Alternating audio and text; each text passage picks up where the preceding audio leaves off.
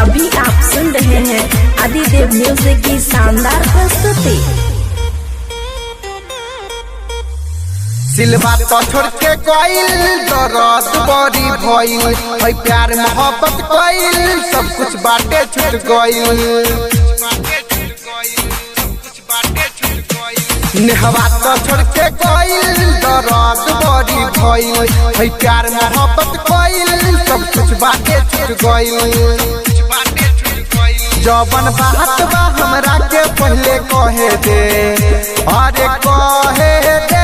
अब बस कर रे कजली रहे दे अब बस कर रे कजली रहे दे जवन मिलल बा दर्दिया कहे दे अब बस कर रे कजली रहे दे जवन मिलल बा दर्दिया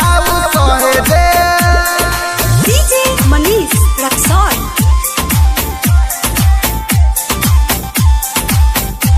presented by आदिदेव म्यूजिक।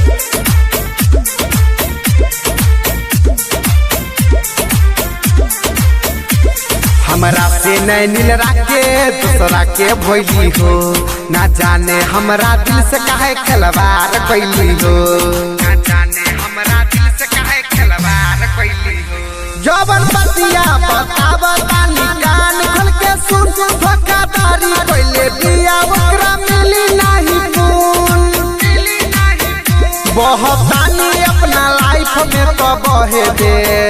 अरे बहे दे अब बस कर रे कजली रहे दे अब बस कर रे कजली रहे दे जबन मिलल बा दर्दिया कहे दे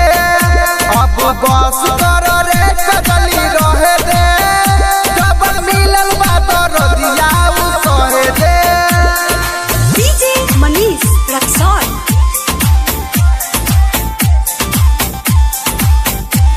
presented by आदिदेव म्यूजिक।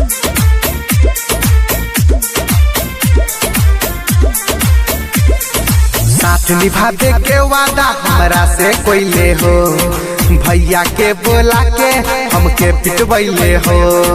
भैया के बोला के हमके पिटवैले हो जवन चाहता रे ऊ कब होई नहीं रे अफरोज मिर्ची कब बतिया के ढोई नहीं रे